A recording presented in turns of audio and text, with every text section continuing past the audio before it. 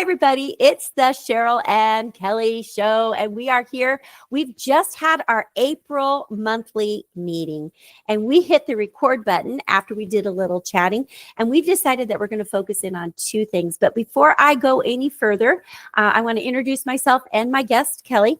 I am Sheryl Uehling. I run Tutoring with Sheryl and the Tech Hub for Tutors. My goal is to help grow those aspiring readers, get them over that reading slump so that they're confident readers, and then also to help tutors as they're navigating this world of technology and try to figure things out.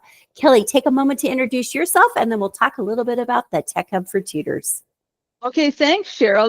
That's such a great introduction. I love it. So my name is Kelly Duramsky.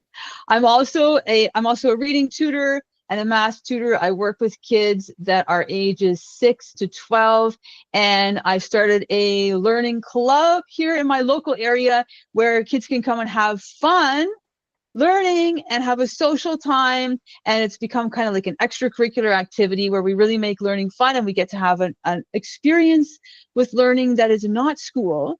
That's something, maybe just a little bit different from school, that gives a different perspective to kids and really helps them to boost their confidence and see themselves differently as learners than they may see themselves in school. They get to explore a whole other academic side of themselves. And I also am the host of the Tutoring Tips for Teachers Facebook group and YouTube channel.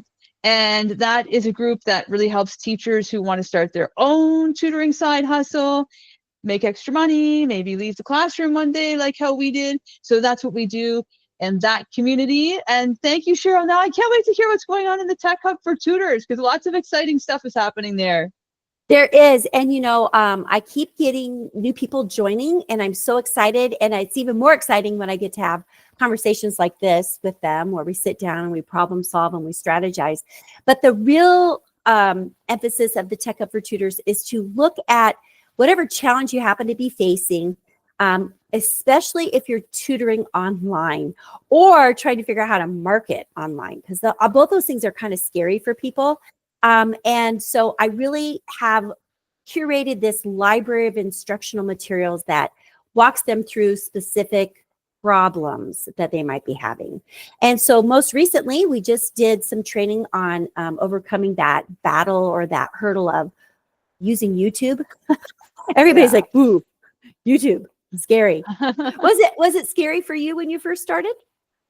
It was, but it's honestly, I love YouTube. I really do. I would love to just do YouTube all day, like a YouTube professional YouTuber. But what the biggest problem is with it, Sheryl, is it takes a lot of time, and it's really hard to be consistent because of the time. So I'd love to hear if you have any hacks for that.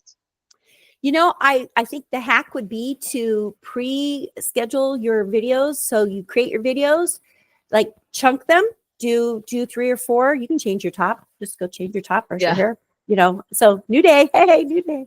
And then think about, what is the message that you're trying to share? So if it's like you're going to talk about your awesome program that you have and the experiences that kids have, maybe one day you're going to talk about learning tools that you use. And the next day you're going to talk about the experiences that kids have socially and emotionally, and then the benefits for parents. And then how does this lead to success for the kids in the school? So you have that storyline, and then you record them, and then you can schedule them out. And yes, it does take time. But if you just look at your calendar and think about, well, I'm going to just do this all on Wednesdays because Wednesdays are good days for me, I don't have anything else going on, and you chunk it out, and then you can schedule them. That would definitely be it. And then using resources like Google Slides or Canva to make a nice little thumbnail. And I learned something while I was doing this for the Tech Hub that I don't do enough of. I need to take more selfies, and my expression is supposed to match my excitement or my trepidation. So I'm going to have to work on that. If you lived closer, I would say, can you take selfies for me? Well, I would for sure. Yeah, so that was definitely one thing. And so that recording's in the Tech Hub. And then I had a recent training on how to use Google Meet, because Kelly, you use Zoom, don't you? I do, yes. Yes, and it can do a lot of amazing things. But one of the big things that people ask me all the time is, why do I use Google Meet? Kelly, do you remember why I use Google Meet? Because it's free? Well, you can use it for free, but I have a Google Workspace account and Okay. it's part of my apps. But yes, you can use Google Meet for free. And it's because it's a free tool and you're just starting out with tutoring, it's a great place to start. But here's the thing, if you want to do a Google Meet like we're doing right now and record it, it does have to be on a paid account. It Okay. does have to be on that. So that would be one thing to know before you start. Okay, so we just went through the whole Google Meet. I taught the tutors all of the amazing things that you can do, and Google Meet has upped their game. They added an annotation button. Ooh, wow. And Nice. you've had it in Zoom forever, but Google Meet has not. So now if I'm sharing a page, we can annotate on the screen and my learner can do that too. And that was a really nice feature. But coming up next month in May, I'm going to dip my foot into radio broadcasting. Can you imagine that? No, I not can really see it. radio. I can see I, it. Yeah. I'm I not think you'd be I'm not really going to good be at a that. broadcaster. I'm not going to be a broadcaster. I'm going to figure out how to do an advertisement on the radio. Ah, nice. Now, I think everybody thinks radio is dead. Do you Yeah. think radio is dead? No, I listen to the radio and I hear all kinds of ads and I'm always thinking that's actually a really good idea. That's a really good place to advertise depending on your budget. Yeah, I don't know what it Yeah. costs. I don't know how to do it. So I'm going to be calling our local radio station, KTIC. It is a farmers network. Of course, I live in the great state of Nebraska, and there's a lot of people that listen to KTIC for the sports report. Okay. Oh, clever. So my audience is going to be those high school parents that maybe have elementary kids and they're busy at the high school events and they don't have time to help with homework. Guess who does? Oh, nice. That's Yeah. perfect. So I am going to call them and find out what it costs to do radio promotion. And if it's in my budget, I'm going to do one. That's going to be really exciting. Yeah. Well, or really scary. And then the other thing in the Tech Hub coming up in May is we're going to do a deep dive into Google Slides. And I'm actually going to do a comparison between Google Slides and Canva. I think Canva probably is a superior product, but Google Slides can do a lot of amazing things. And if you don't want to pay for Canva and you want to do some things with your students, I think Google Slides is the way to go. So that's what's going on in the Tech Hub for Tutors. And we are just growing that by leaps and bounds. The library is growing. I have it all organized by topic, so it's easy to navigate. And most of my videos are short little video clips. So because we're stressed for time. We don't have a lot of time. Yeah, exactly. What a great Yeah. resource you've created. That's Thanks. amazing. Thanks. I'm super excited about it. But I loved the conversation that we started out with. And Kelly, this is just so awesome that your business is growing by leaps and bounds. You've outgrown your space. You need more help. I think your story would be very inspirational to tutors that want to grow like you are. So tell us your secret behind this growing tutoring business and why you're hiring more people. What does that look like? Well, it's I started off in the fall pretty slow.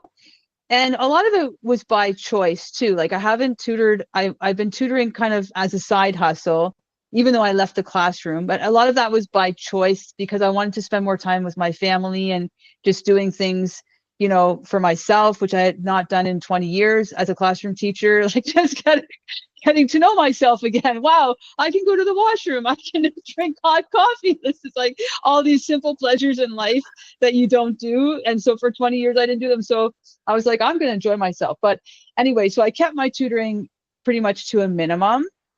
And I still don't tutor, like I don't tutor probably, Sheryl, I would say maybe 10 hours is the max for the week. I don't even think I've gone over that at any time. But even within those 10 hours, recently things have been really growing.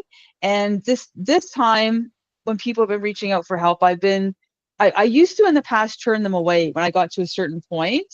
I was like, I can't, I just can't take any more students. I'm sorry. But this time I said, you know what if I just said yes and just like leaned into it and took those students, because now I have the infrastructure kind of a little bit more in place because I have group classes, and I know group classes are not for everyone. And I've had people tell me they absolutely do not want to teach groups, and that's fine because you have to do what's right for you because you have to find joy in your business, right?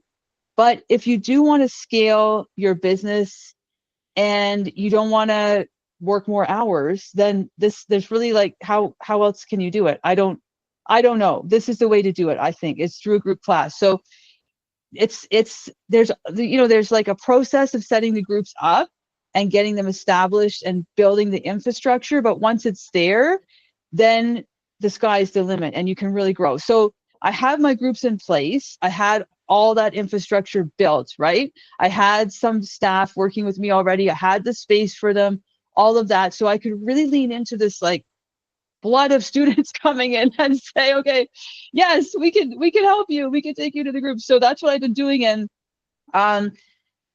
so I think just an attitude change like that and having the infrastructure, and then other little things like I totally redid my website, completely revamped that. I've been really on Instagram quite a bit recently, and I've actually paid to boost some posts. So not like a full-on ad, but boosting a post, which is different from an ad on Facebook. And that's I've just started that this past week, and that's been really working, Sheryl. I have like 50 new followers, which is amazing. Wow. And I haven't spent a lot of money on it either. So these little things, the website, Instagram, Google My Business is always a consistent source of leads I find. And then I'm getting, of course, when you have more students, you get more referrals. So I'm getting more of those coming in. So that's really where the students are coming from. And we're welcoming them in.